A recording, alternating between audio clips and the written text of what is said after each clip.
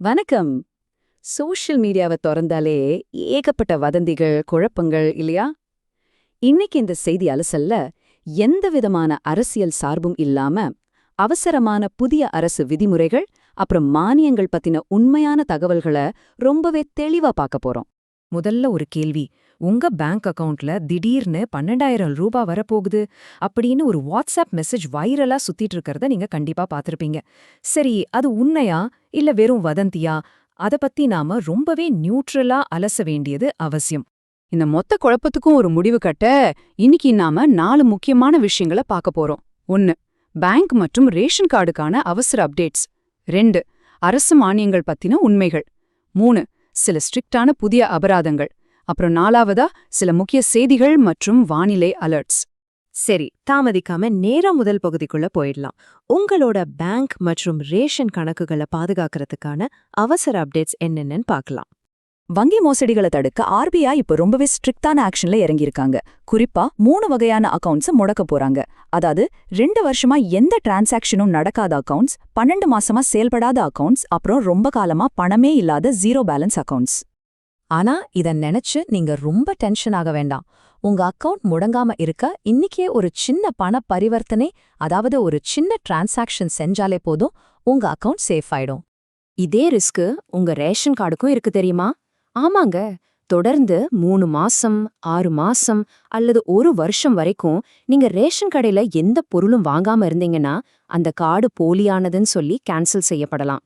இதனால எதிர்காலத்துல கிடைக்கக்கூடிய அரசு மானியங்களை நீங்க ஒட்டுமொத்தமா இழக்க நேரிடும்.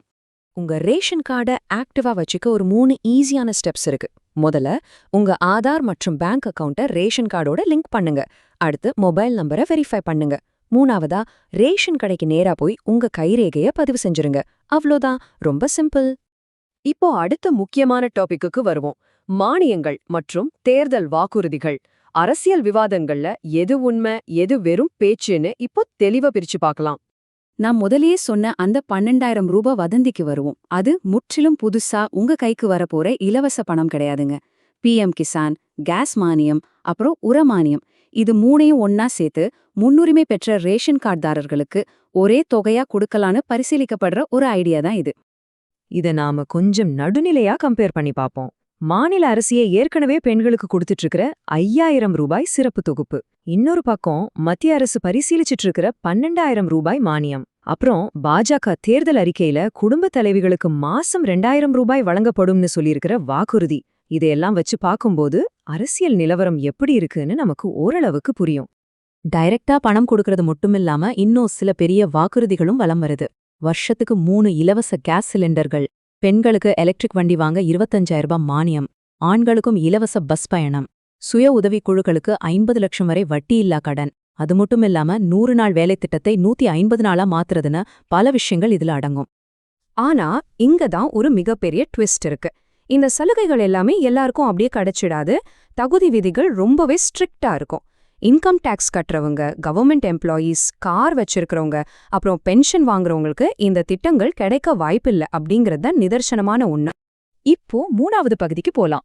உங்க அன்றாட வாழ்க்கையை பாதிக்கக்கூடிய சில கடுமையான புதிய விதிமுறைகள் மற்றும் அபராதங்கள் பத்தி தெரிஞ்சுக்கலாம். நீங்க புதுச்சேரியிலிருந்து தமிழ்நாட்டுக்கு டிராவல் பண்றவரா? அப்போ இதை ரொம்ப கவனமா கேளுங்க. மாநில எல்லையில மதுபானம் கொண்டு வரதுக்கான அளவை 4.5 லிட்டர்ல இருந்து இப்போ வெறும் 90 மில்லியா அதிரடியா குறைச்சிருக்காங்க. எலெக்ஷன் செக்யூரிட்டி காரணமா அந்த ரூல்ஸ் ரொம்ப கடுமையாக்கப்பட்டிருக்கு. அதனால ஒரு சின்ன பாட்டில் கொண்டு வந்தா கூட அது இப்போ தண்டனைக்குரிய குற்றம். கண்டிப்பா சிவியரான ஆக்ஷன் எடுப்பாங்க. சரி, இப்போ சம்மர் ஸ்டார்ட் ஆயிடுச்சு இல்லையா? இந்த நேரத்துல தரமற்ற குடிநீர் கேன்களை விக்கிற கம்பெனிகளுக்கு அரசு ஒரு பெரிய செக் வச்சிருக்காங்க. அந்த மாதிரி நிறுவனங்களுக்கு இப்போ 5,000 ரூபாய் வரைக்கும் ஃபைன் போடுறாங்க. அதனால உங்க வீட்ல தண்ணி கேன் வாங்கும்போது இந்த 3 விஷயத்த மறக்காம செக் பண்ணுங்க. FSSAI குவாலிட்டி சர்டிஃபிகேட் இருக்கா, கம்பெனியோட பேரு தெளிவா பிரிண்ட் ஆயிருக்கா, அப்புறம் அதோட எக்ஸ்பைரி டேட், இதெல்லாம் ரொம்ப ரொம்ப முக்கியம். ஆனா குடும்ப தலைவிகளுக்கு ஒரு ரிலீஃப் தரக்கூடிய செய்தியும் இருக்கு. இதுக்கு முன்னாடி கேஸ் சிலிண்டர் புக் பண்ணா 45 நாள் வரைக்கும் வெயிட் பண்ண வேண்டிய நிலைமை இருந்துச்சு. ஆனா இப்போ அந்த வெயிட்டிங் பீரியட கணிசமா குறைச்சு 20ல இருந்து 25 நாட்களுக்குள்ளேயே சிலிண்டர் கிடைக்கிற மாதிரி பண்ணிருக்காங்க. ஓகே, நம்ம செய்தி அலசலோட கடைசி பகுதிக்கு வந்துட்டோம். சில குயிக்கான நியூஸ் மற்றும் வானிலை அப்டேட்ஸ் என்னன்னு பார்க்கலாம். அரசியல் செய்திகள்ல ஒரு குவிக் அப்டேட். தமிழக வெற்றிக் கழகத்தின் தலைவர் நடிகர் விஜய் மேல தேர்தல் பிரமாண பத்திரத்துல நிதி விவரங்களை சரியா குறிப்பிடலன்னு தொடரப்பட்ட ஒரு வழக்க போதிய ஆதாரங்கள் இல்லன்னு சொல்லி சென்னை ஹைகோர்ட் இப்போ தள்ளுபடி செஞ்சுட்டாங்க. கடைசியா வெதர் ரிப்போர்ட். ஏப்ரல் 28ல மேற்கு தொடர்ச்சி மலை மற்றும் கடலோர பகுதிகள்ல நல்ல கனமழை இருக்கும். ஏப்ரல் 30ல நீலகிரி, கோவை, ஈரோடு, தர்மபுரியில சூறாவளி காற்றுடன் மழையும் பெய்ய வாய்ப்பிருக்கு. மே 1ஆம் தேதி வாக்கில மணிக்கு 40 கிலோமீட்டர் வேகத்துல காத்து வீசும்னு சொல்லிருக்காங்க. சோ வெளியில போறதா இருந்தா கொஞ்சம் கேர்ஃபுல்லா பிளான் பண்ணிக்கோங்க.